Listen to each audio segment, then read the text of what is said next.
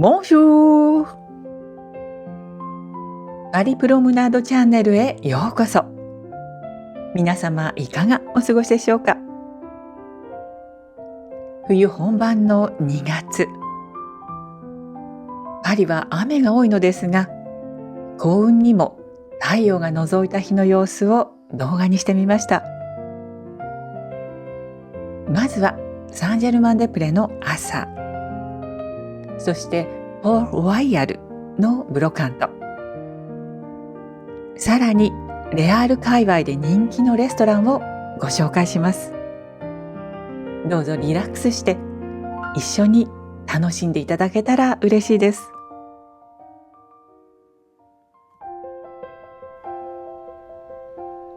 日本の暦では立春の朝、雨続きだったパリの空に青空が戻ってきました。サンジェルマン・デ・プレ教会にお参りしましょう。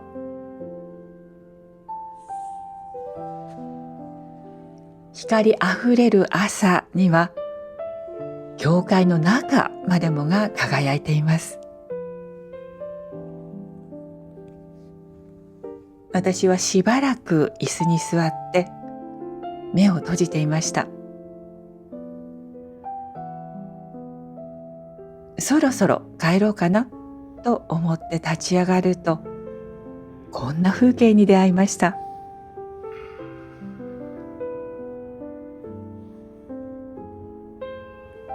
ステンドグラスの明かりがマリア様の頬を染めています。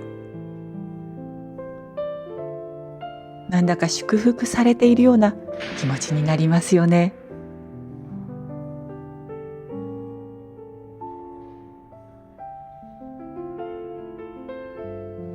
気分が良いので、今日は教会の向かいにあるカフェレ・ヌマゴで朝食をとりたいと思います。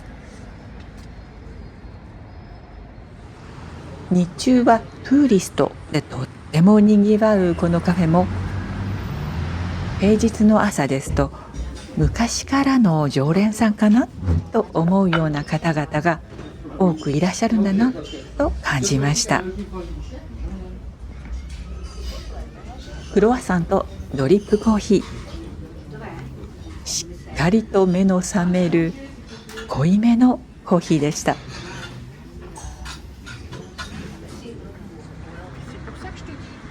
その週の日曜日もやはり晴れました。ちょうど1週間前の日曜日、ジュシューのブロカントは雨の中でしたが、今日は散歩がてらポール・ワイヤルのブロカントに行ってみたいと思います。実は私、そのブロカントに行くのは初めてのことなんです。友人のキコさんがよくご存知で、お天気が良かったらぜひ一緒にと誘ってくれました。ポール・ワイヤルはリュクサンブール公園の南側に位置しています。ですので私は公園を北から南へ突っ切るようにして歩いていこうと思います。本当に気持ちの良い日曜日の朝です。今時間は9時半くらい。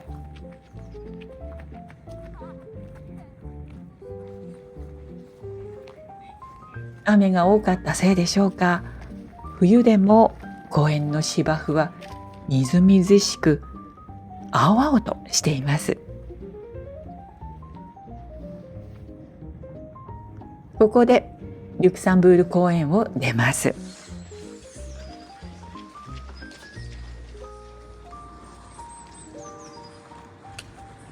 その先にも公園の延長のようなエリアがあります。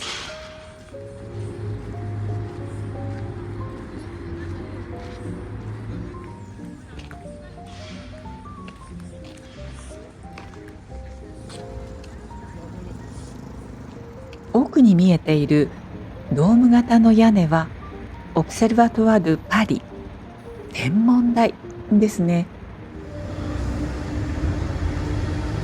ポール・ロワイヤルまで来ました。この下を電車が走っています。LL の B 線です。ここを通るたび、私はこの駅がとっても可愛らしいなぁと眺めています。日曜日のブロカントが行われているのはどうやらこの大通りの反対側ですね。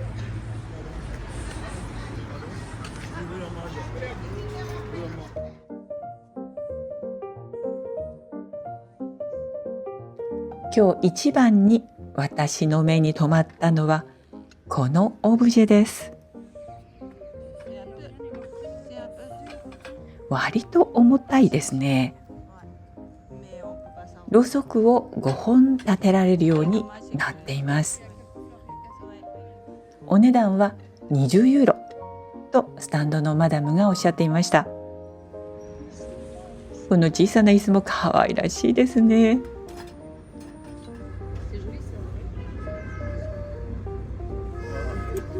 同じスタンドでキコさんはこの小さなオブジェを見ていました。メキシコの食材のミニチュア版と言っていいのかしら。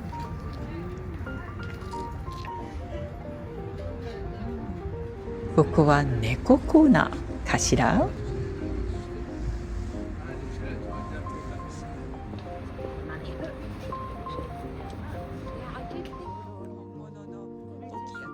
キコさんが面白いものを発見しました。メイドインジャパン。日本で作られたディネット、おままごと道具です。このお皿だったら普通に食器として使えそうですよね。これも可愛らしい。この絵柄に私たちは惹かれました。これゲームの箱なんです。エレクトロリーブと書いてあるということは、電気が通るということなのかしら。この靴はいくらと隣で声がします。スタンドのムッシュは30ユーロと答えました。なかなか素敵な靴ですね。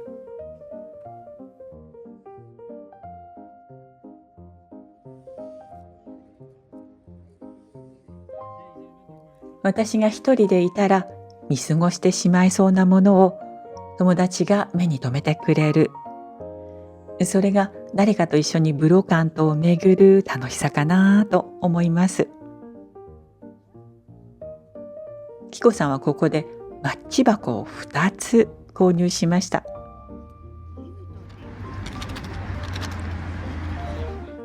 この奥の絵、お気づきになりましたか？レ・ドゥ・マゴが描かれているんです。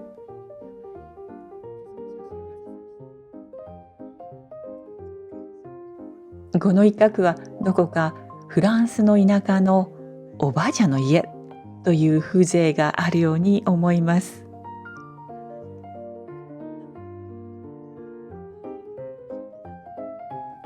フランス人が最初に学ぶフランスの歴史の本、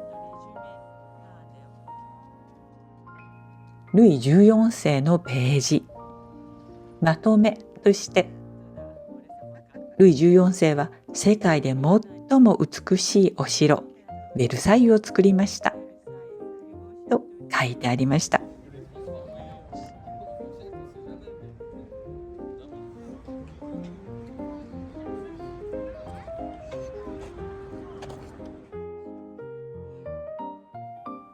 この素敵なスタンドは、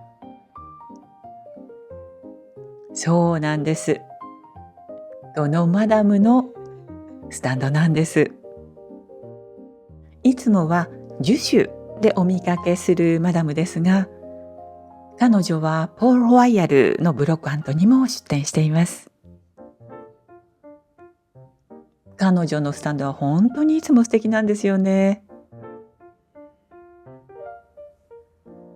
これなどは釣りに使う道具だと思うんですけど、こういうものまでなんだか素敵に見える。不思議な力を持ったマダムだなぁと私はいつも感心しています。1週間後はバレンタインデーということで、こんな可愛らしいお皿がありました。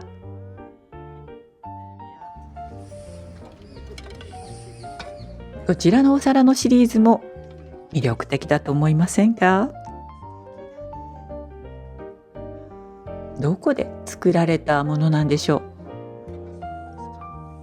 う。マダムにとっても定かではないようです。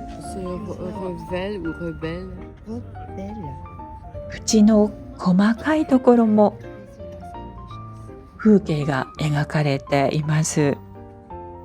キコさんと私は1枚80ユーロくらいかしらと想像していました。マダムにお値段を聞くと25ユーロとおっしゃいました。ちょっと意外でした。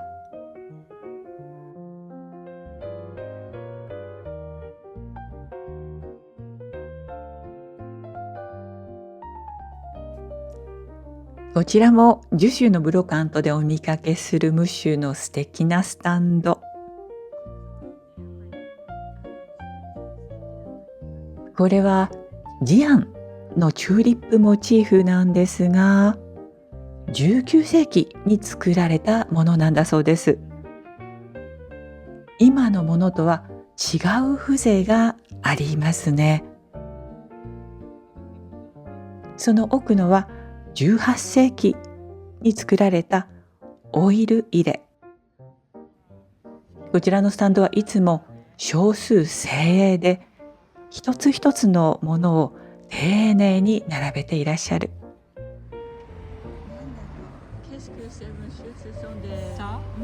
これ何だと思いますか？日本で言えばおはじき。この後の時代になるとガラス玉、つまりビー玉になるとムッシュが教えてくれました。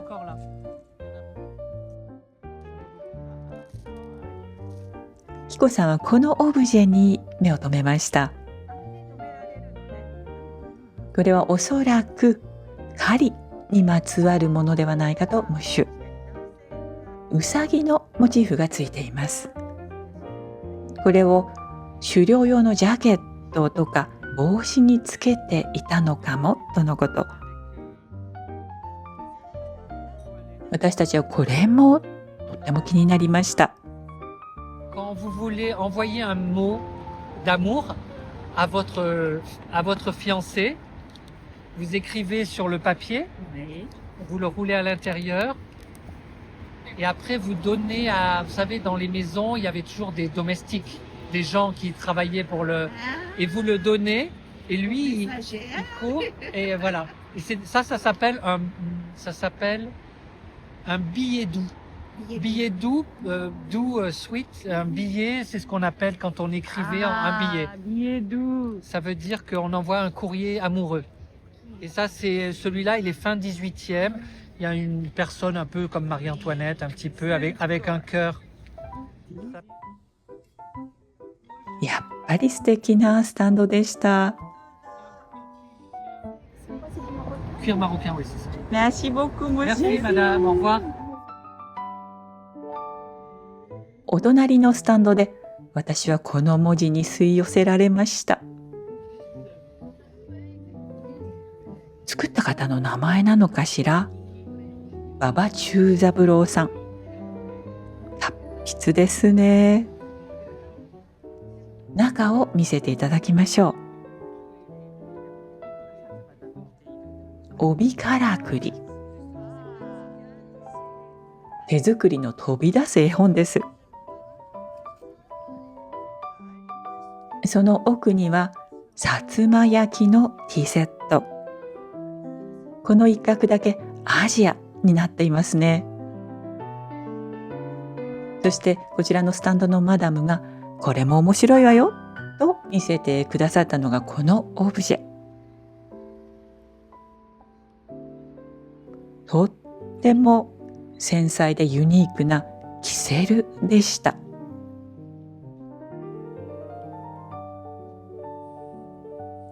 昔の人の筆跡って本当に美しいですよね。こちらは昔の公文書みたいなんです。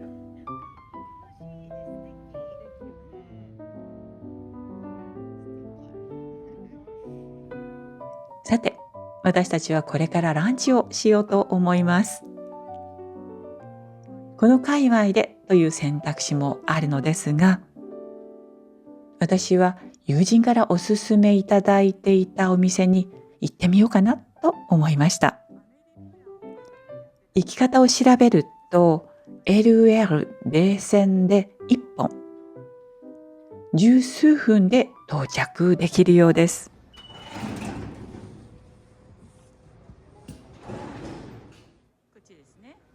この鉄道路線は私、ロワシー空港に行くときなどに使いますが、パリ市内で使うことはあまりないので、なんだかちょっと新鮮です。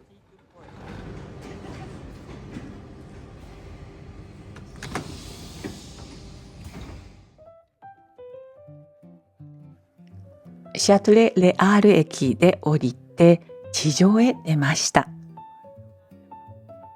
レストランはこのすぐそばのようです。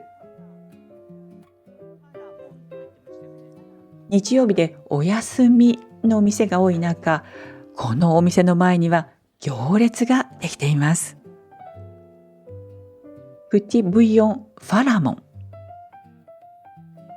ちょうどお昼時で家族連れの方やグループも結構いらっしゃいます。相当待つのかなと思いきや、私たち2人は思いのほか早く店内に入ることができました。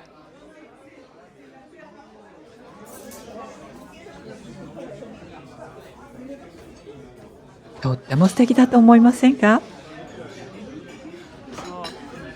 プチブイヨンというだけあって、お財布に優しいお品書きです。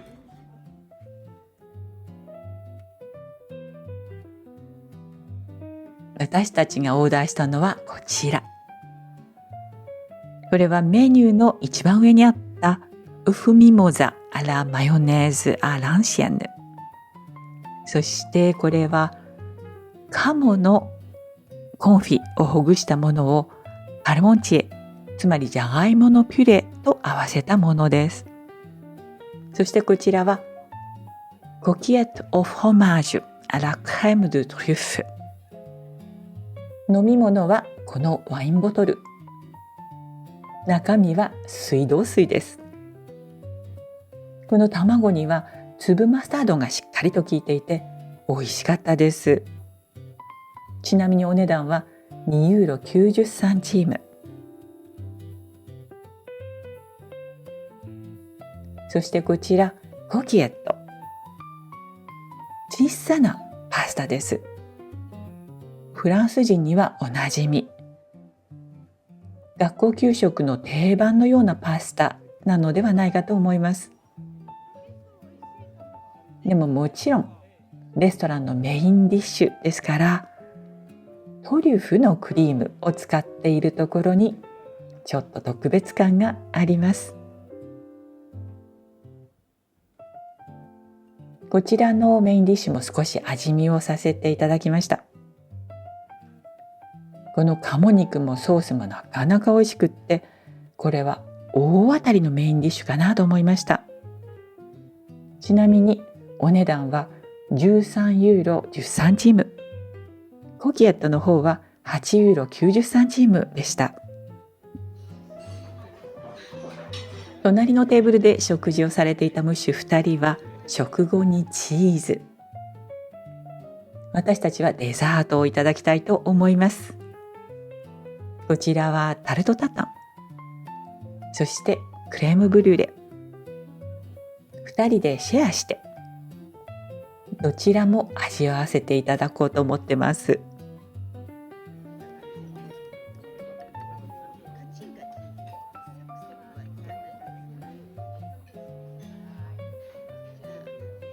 こちらとっても優しい甘さです。酸味のある生クリームと一緒にいただくところ、これがいいハーモニーだなぁと思いました。クレームブリュレは安定のお味でした。お店のスタッフの方々がとてもフレンドリーで、私がお店の中を見て撮影してもいいですかと聞いたら、にっこりと微笑んでくれました。ということで、私たち2人はハウスツアーへと参ります。螺旋階段を登っていくと、めくるめくようなアーティスティックな世界が広がっていました。これは大発見です。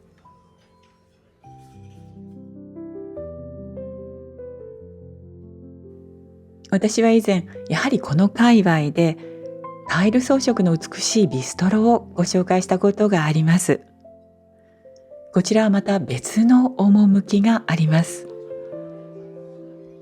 レアール界隈は昔パリの大きな市場があった地域ですから、その周辺にはこうした歴史を感じさせる食事どころが残っているんですね。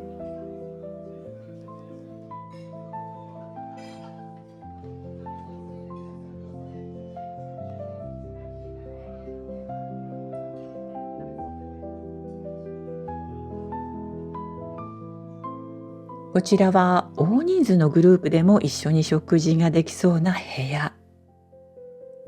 すごく素敵じゃないですか？私はふとオテル・ド・ラ・マリーヌのガラスの小部屋を思い出しました。あちらは上流社会、そしてこちらは庶民のレストランのはずなんですが、何か共通するものを感じます。アートピースのようなインテリアなのに、お財布に優しい値段で食事ができる。しかもお料理が美味しい。多少並んででも体験する価値のあるレストランではないかなと思います。ここは私、リピート決定ですね。さて、購入品の紹介をいたします。先週に引き続き、私今週もまたお買い物をしてしまいました。それがこちらです。そう、素敵なマダムのスタンドで1枚買わせていただきました。以前同じマダムのスタンドで購入したこちらの2枚のお皿、それと合わせたら素敵かなと思ったんです。このお皿がどこで作られたものなのか、私も調べてみたのですが、どうも確証が得られません。シュワジール・ロワで19世紀に作られたものなのではと思うのですが、果たしてどうでしょうか。いずれにしても細工が細やかで心を豊かにしてくれそうなお皿です。最後までご視聴くださいましてどうもありがとうございました。今回の動画はいかがでしたでしょうか。この動画を通じて少しでも安らかな時間をお届けできていたら幸いです。この動画が良かったと思われたら、ぜひ高評価をお願いいたします。そしてチャンネル登録がまだお済みでない方は、チャンネル登録もぜひよろしくお願いいたします。皆様がお寄せくださる温かいコメントにいつもとても励まされております。どうもありがとうございます。ではまた次回の動画でお会いいたしましょう。アビアント。